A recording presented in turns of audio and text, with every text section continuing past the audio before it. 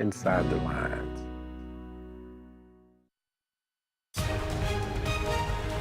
Good morning, America. Breaking news. Tourist tragedy. Deadly wildfires tear through popular resort towns in Greece filled with families on vacation, killing dozens, injuring more than 100.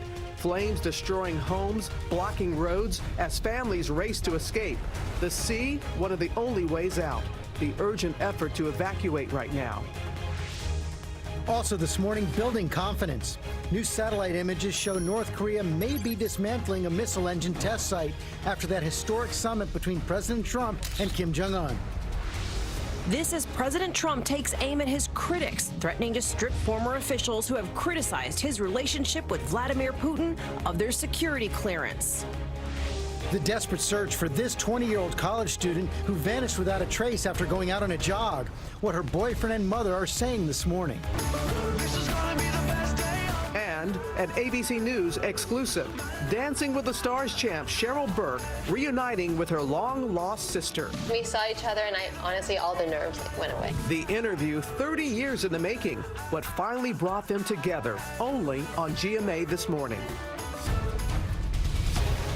Live in Times Square, this is GMA with Robin Roberts, George Stephanopoulos, and Michael Strahan. Good morning, America. Hope you're well. We have a lot of breaking news this Tuesday morning. Starting with those devastating wildfires now tearing through Greece, still blazing at this hour. And images like these showing those massive flames destroying towns, tourists fleeing for their lives, trying to escape by sea.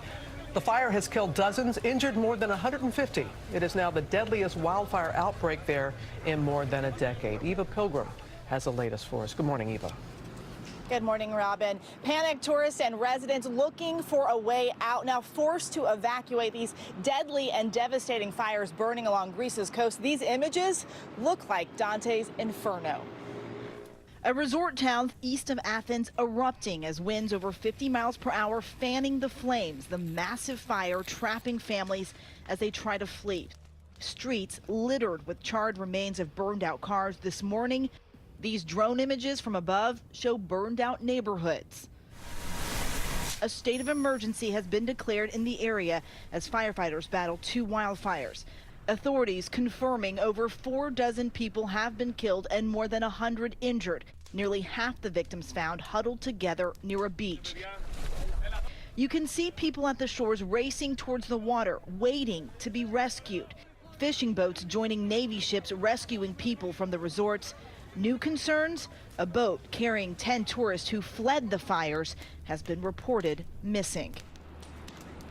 And this is happening very quickly. One of the witnesses saying everything happened in seconds. The fires are being stoked by the extremely dry, hot summer conditions, then fanned by gale force winds that frequently change direction, causing the flames to spread without warning into those populated seaside towns. The fires are simply too fast for those people who are finding themselves trapped in their homes and in their cars to get out.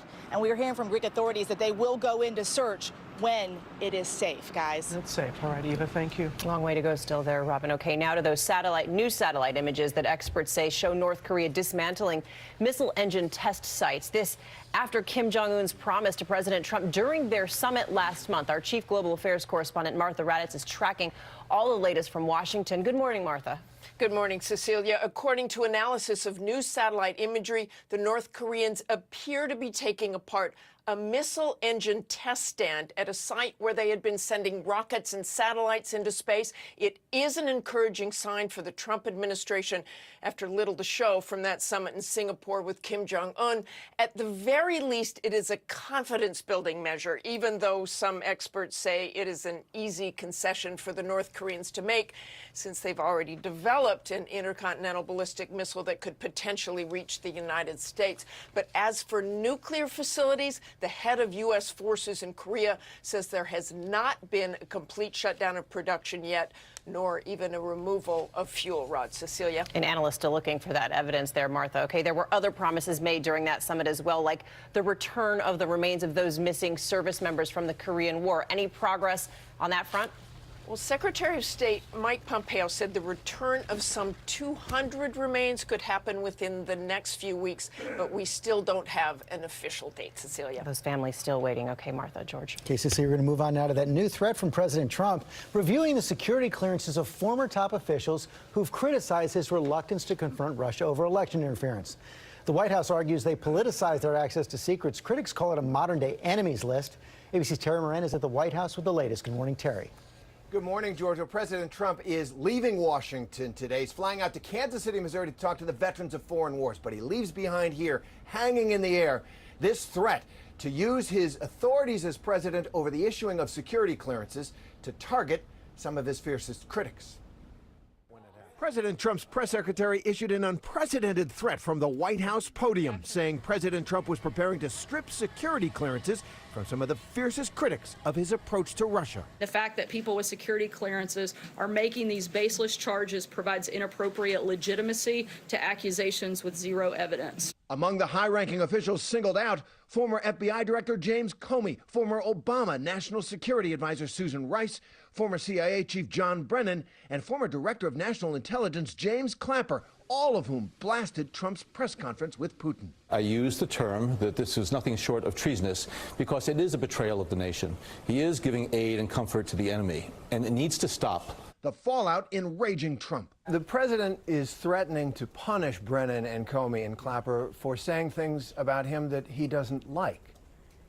Is that presidential? They've politicized and in some cases actually monetized their public service and their security clearances, and making baseless accusations of improper contact with Russia or being influenced by Russia against the president is extremely inappropriate. In an interview following Sanders' announcement, Clapper called the move a very petty thing to do. And while two people on the president's list, Comey and his former deputy Andrew McCabe, already lost their clearance a while ago, questions remain about who could be next. What about President Obama and Vice President Biden? And their security clearances, are they on the list as well? I'm not aware of any plans for that at this point. Thanks so much, guys. Supporters of President Trump have long been furious at Comey and Brennan and the others. They point out that it's a stark departure from American tradition for former intelligence and national security officials to be down in the partisan mud, trashing the next president. You combine that with the president's retaliatory threat, and George, is just a sign of the times here in Washington. In many ways, bad times. Certainly is. Okay, Terry, thanks very much. Let's get more on this now from our chief legal analyst, Dan Abrams. I think a lot of people also don't know that former officials often maintain their security clearances. Right. But the big question on the table is, if the president wanted to follow through, how would he do it? Okay, so first let's say that there are 4 million Americans who have security clearance. A lot of them are contractors, don't work for the government. They regularly monetize their access to having security clearance.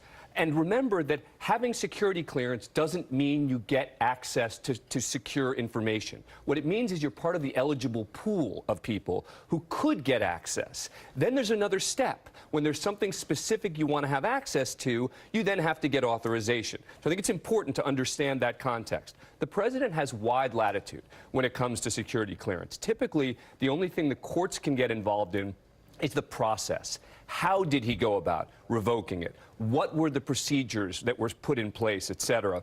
But with all that said, the idea that the president would be revoking security clearance, not based on wrongdoing, just based on words, is shameful. Well, and that's why a court could, in the end, even though the president does have wide powers, you say, could in the end say this process simply isn't fair. He's targeting people who have First Amendment rights. Yes, except that the president's got ways around it. Meaning, I think that there are ways that if the president did this in particular ways, he could do it without the courts getting a real opportunity to review it. We'll see if he's going to follow through. Meanwhile, new development on the Mueller investigation, as well, new word from the president's legal team that he might be willing, he's offered to Mueller that the president would be willing to answer questions about collusion, but not obstruction of justice. Now, I know you're skeptical about the president's team's willing to sit down for anything at all, but is this something you think Mueller would accept?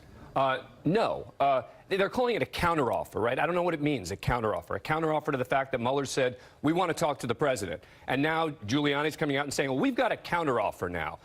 Initially it was, we won't talk about his business dealings, but we'll talk about other things. Now it's, well, we won't talk about the possibility of obstruction of justice. Here's the problem.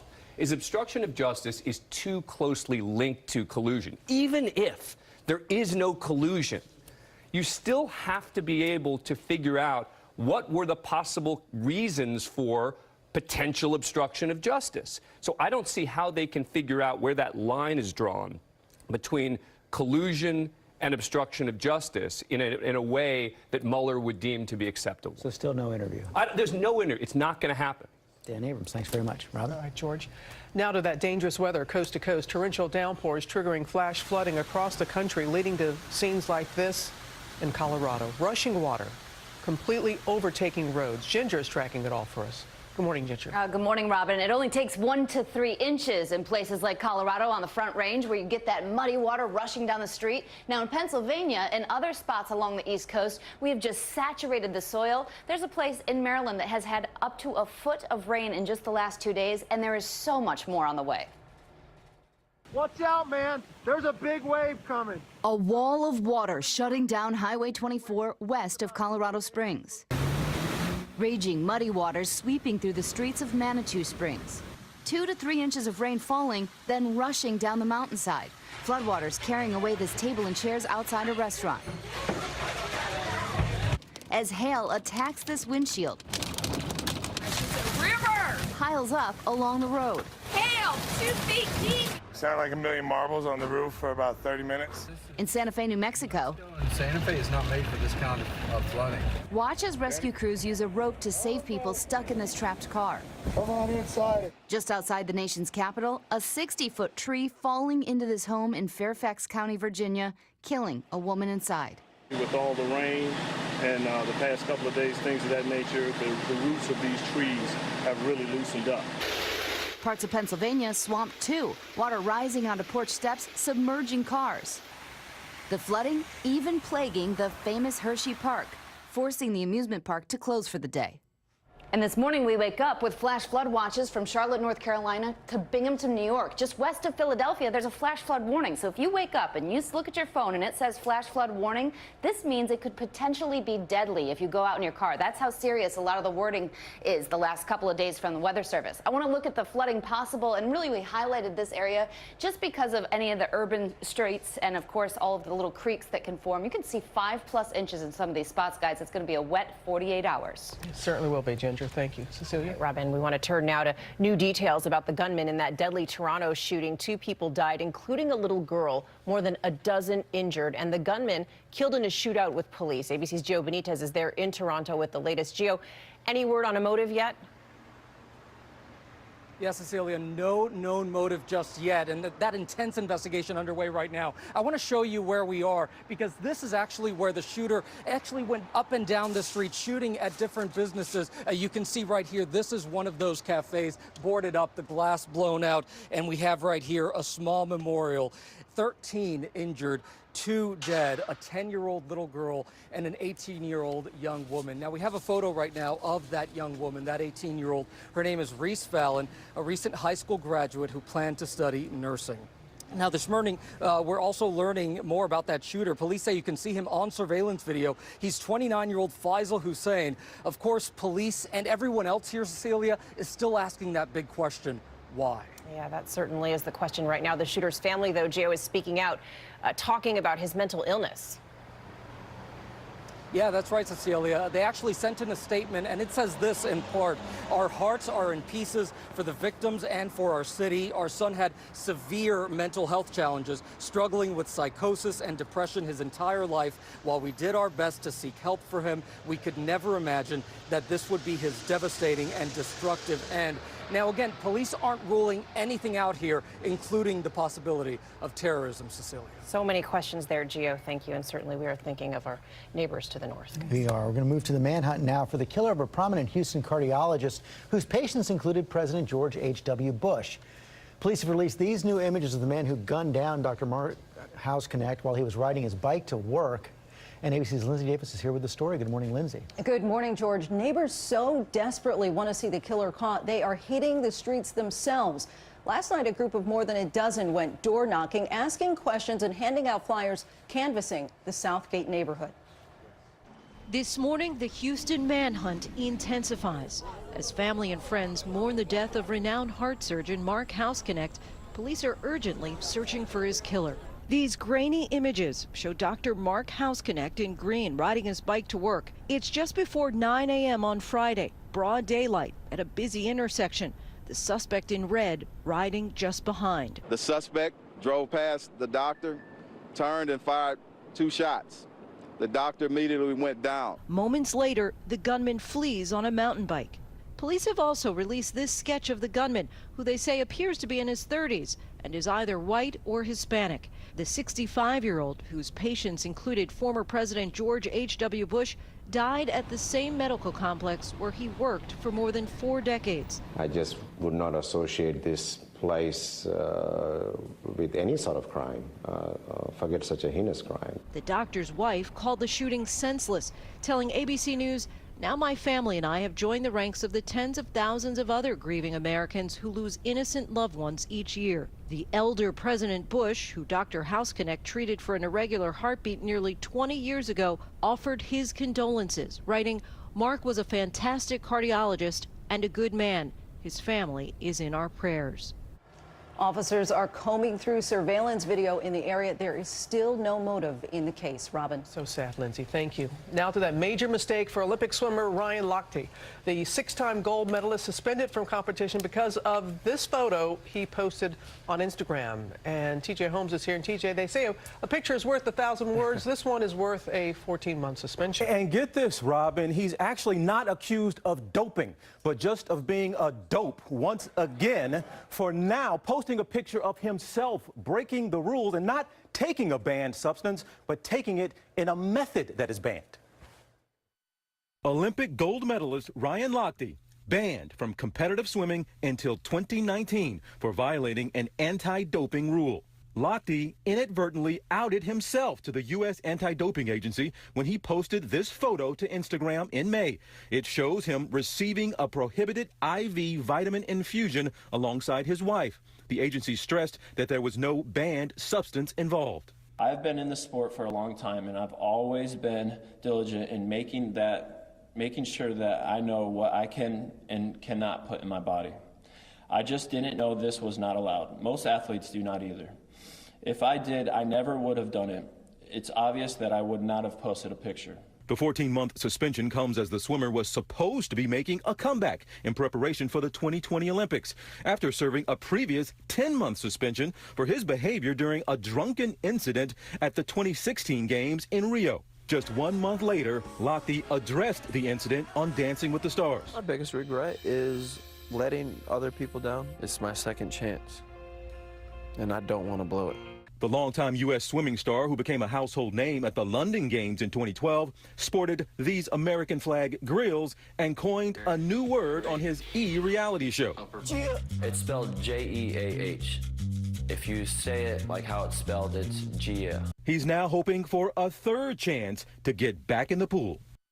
The IV inject, you have to be clear here. He was taking a substance, vitamins. He gone to Walgreens, bought them in pill form, taking them, no problem. It's because it's an IV, which can dilute a drug sample. That's why they have to ban it. Expensive mistake on his part. Sure was. Thank you, TJ. Let's go back to Ginger. And we're checking in on the car fire in Northern California. 2,500 acres burned, now 5% contained, and the heat is on. Waco tied an all-time record high yesterday at 112. Tuesday Trivia now brought to you by CarMax.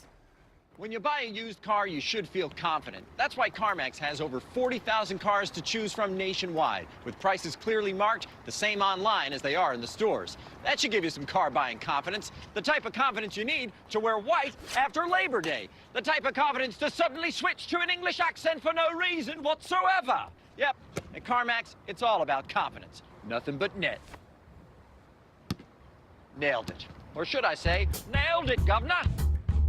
On weather alert yet again today. We could pick up an additional 1 to possibly 2 inches of rain across the area. We'll have sporadic flash flooding, so watch the high water. Your temperatures will stay parked in the upper 70s to lower 80s. Look for those storms throughout the afternoon. A little bit of wind, too, coming our way. As far as tomorrow goes, it's rain anytime as well. And then just an isolated chance of showers and storms for your Thursday, your Friday. Right now, Sunday, at least looking a little dry. But we continue with this overall wet pattern, just backing off of it a little bit by Coming up, we have that urgent manhunt that has gone underway for the college student who went out on a jog and vanished without a trace. This morning, we're hearing from her mother and her boyfriend. And there's a giant jackpot discovered in an abandoned storage unit. It could be worth millions. We'll tell you about it right here on GMA.